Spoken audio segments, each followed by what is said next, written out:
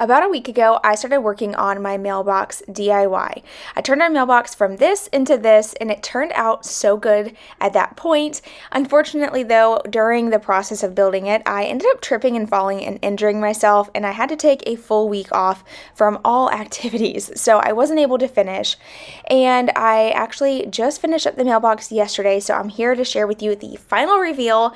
But because it's been over a week since I shared that video, I wanted to include the footage that I took when I originally built it and add the final reveal to the end, so you get to see the entire project start to finish. If this video feels a little repetitive, I totally understand wanting to skip ahead. I'll leave a timestamp here on the screen of where I actually left off with the project from the last video, but if you want to see the full project, just keep watching. Okay, so we're going to go back in time a little bit when I originally looked at a inspiration photo. I got on Google and I searched DIY mailboxes, and this one came up, and I absolutely loved the look of it, and I wanted to recreate it. I didn't go based off of any measurements. I just looked at it and then just built it based off of visual memory. So I started off by digging about 3-foot holes to put the landscape timbers in. I was having a hard time getting any deeper than about 3 foot because it was so close to the road. There was so much oh my gosh, I don't know what happened to my voice. There was so much gravel underneath, so I decided to just cut down the landscape timbers to fit, the size I needed. And I felt like the 3 foot in the ground was plenty big enough. I knew once I added the boards to the front, to the sides, the weight was going to give it all of the sturdiness I needed for the mailbox. And then once I got those in place and packed down as best as I could, I then went to Lowe's and I picked up a 1x8, and then I also got a bunch of 2x4s so that way I could add the 2x4s to the side. I just felt like it was cheaper to use 2x4s. And then I just kind of, like being 100% real, I just was winging it. Every part of this project was like, okay, how am I going to get this to fit here? And how am I going to do this? And then I just kind of just did the best I could in the moment. So I started off here by creating a little ledge for the mailbox to sit on. But after doing this, I quickly realized that the mailbox, the way that there's like a lip on it, I ended up having to redo this.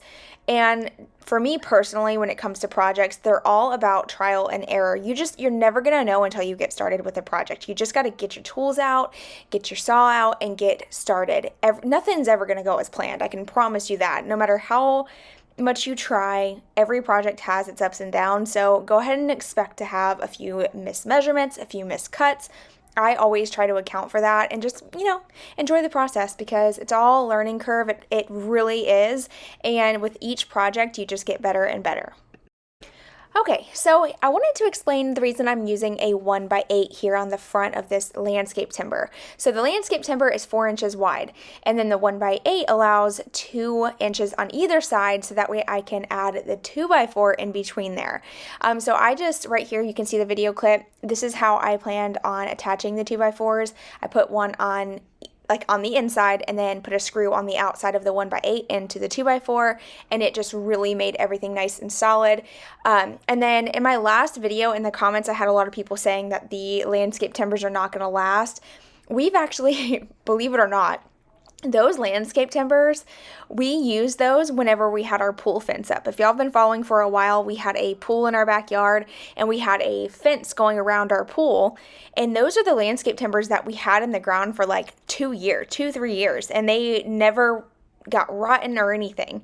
And it could have a lot to do with the fact that our soil where we live is very sandy, so it drains well. So it's not like water sits in our yard or anything like that to make it rot.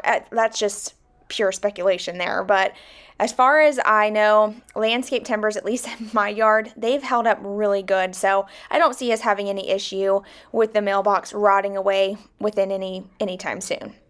Obviously, if it does, well then guess what? We'll just be out here rebuilding. But this is the part where I was kind of just putting the puzzle together. That's kind of how I looked at it. I needed to figure out how to create this little square at the top, because in the inspiration photo, you could see that there was like a little box that went behind the mailbox up, and then that's where they had their light and their numbers. And I really loved the look of that, so I was just trying to create that here.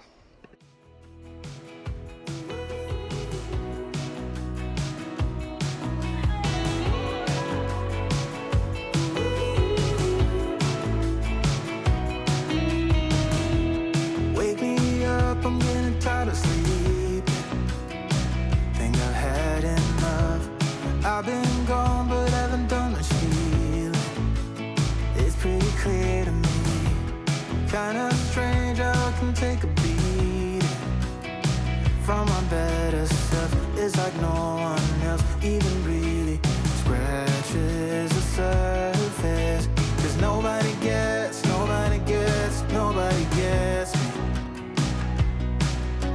I'm looking for faith, looking for love in every direction.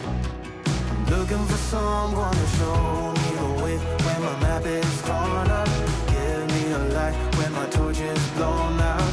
Let me escape from my hideaway. I give up all of my little addictions, but I'm still stuck with some tough decisions, yeah.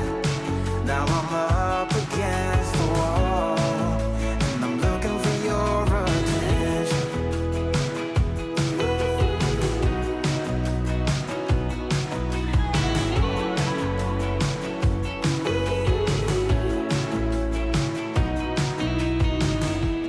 Wide awake and I'm just scared away for a better chance at a great romance, and I'm just not getting any braver. There's nobody. At this point, this is when I realized that I wasn't going to be able to finish the project, so I went ahead and just put the mailbox in place. Obviously, it was not painted. I still plan on painting it and all that before I finish, but in order to get the mailbox level, I ended up having to like shimmy it with some wood. Yeah, the actual box itself is level, but there's a lip on the back of the mailbox that's actually supposed to sit onto a piece of wood and then be screwed on the side, but I didn't do it that way. They already had the mailbox attached from the inside going down, so that's just how I kept it. Obviously, in the future, if I ever decide to replace the mailbox, I will do that. But you can see here, I was just kind of shimmying it with a couple pieces of wood, trying to figure out what would work, just getting it level, and then I just screwed it in, and no one's going to see all that except for me. So that's how I decided to do it. Like I said, I got it in place, and then I also added some trim up around the top. I just wanted to make it a little bit more fancy and a little bit more me. I was originally just going to keep it squared off, and then I was like, no, this doesn't look like a Carrie project. I need some trim work on this thing. So I went out to my stash of trim, and I had some pieces left over from when I did my daughter's bedroom makeover. So I just cut them down, and I'm going to take my Craftsman. This is an 18 gauge nail gun, and I'm just going to pop a few nails in here. And voila, we have a really cute, fancy little mailbox with some trim on the top. I just think it looks so cute. And then I knew once I stained everything, it was going to just make the details in this trim work just stand out so much more too. And that's the one thing about trim that has details. You got to paint it in a color that makes the details pop to really show it. I mean, you can see the detail here, but there's nothing like what it looks like at the end. So here's how the mailbox turned out that day. Obviously, I still needed to paint the mailbox. I still needed to stain, add the numbers and the solar lights that I got. But we're going to go ahead and jump to all the pretty parts now. This is the part that's so much fun. This is when you get to see the entire project come together. This is my favorite part of all the projects, is just getting the finishing touches done. So I went in with a custom stain color that I created and just an old paintbrush, obviously wearing gloves to protect my hands. And I also have a sock over in my left hand that I use to kind of wipe away any extra stain that kind of runs down. I like to save our old socks that get holes in them because they work so good for stains.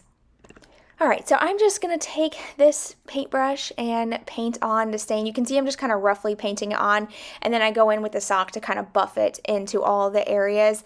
And that way it also wipes away any extra stain and lightens it up a bit. I absolutely love this stain color. It's dark, it's warm, but it's also not too dark to where you can't see the wood grain. I love to see like the natural knots in the wood. I think it looks so beautiful and just very unique. So I definitely like to go with a lighter stain, but I like something still warm and dark. So I feel like the stain color definitely complements my style. So I just kind of work this all in on all sides.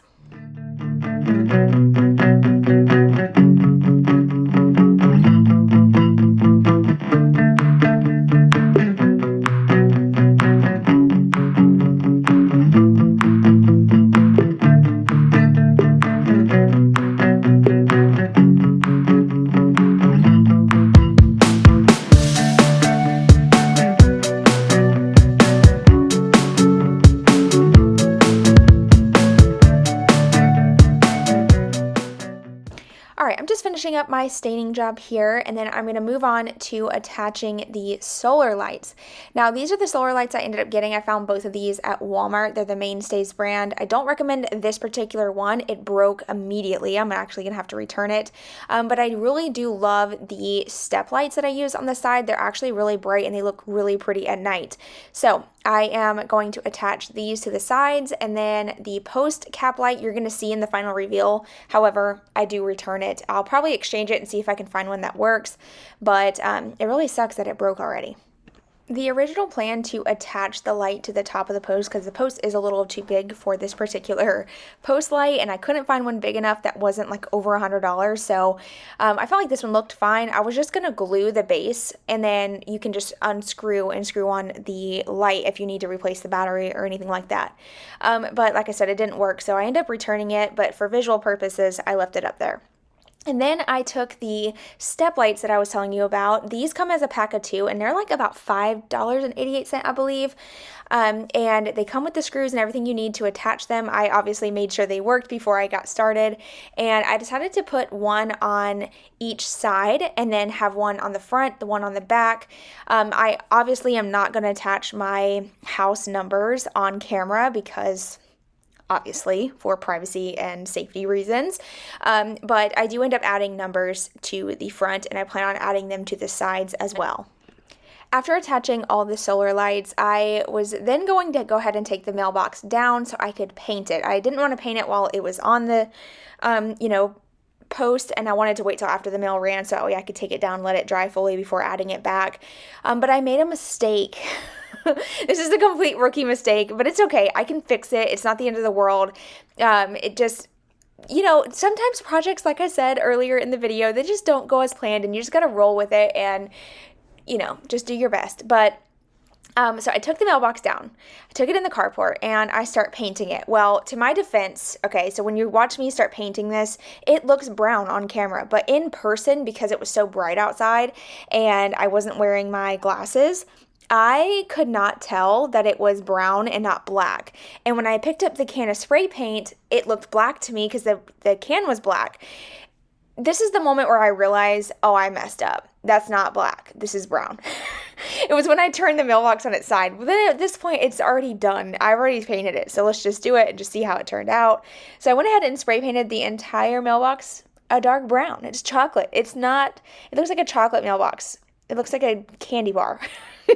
But it is what it is. I didn't have any black spray paint, obviously. So I just rolled with it, and I will paint it another day. All right, so then while the mailbox was drying, I went ahead and got started on putting some plants around the mailbox. I obviously wanted to make it real pretty and fancy and just kind of elevate it a bit. So I picked up all these plants from Walmart at a really good price. None of them were more than $5 a piece. So that was a great deal on the plants, and I'm going to add a couple on the sides, on the front, and on the opposite side as well. On the day that I was filming this, it was super windy, and it was I think it was 56 or 57 degrees this day, which I know some of you who are sitting in snow right now are probably like, that's not cold. It's cold to me. I was absolutely freezing. My hands felt like they were going to crack and burn, like they were burning, and they felt like they were going to crack and burst. I am not a fan of cold weather. I was having a hard time getting this done because of how cold it was. So I'm super thankful that the cold weather is moving on out this week, and we get a little bit warmer weather. It's one thing for it to be cold, but to be cold and windy and have to do something outside, I was not a happy camper.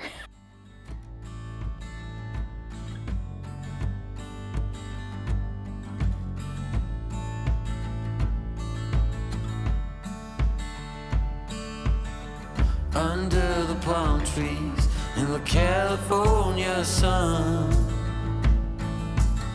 sand underneath our feet, the morning's just begun. I don't remember much from the night before,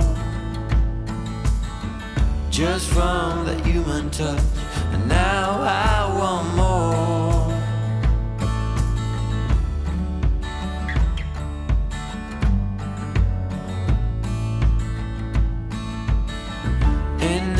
My memory slowly coming back.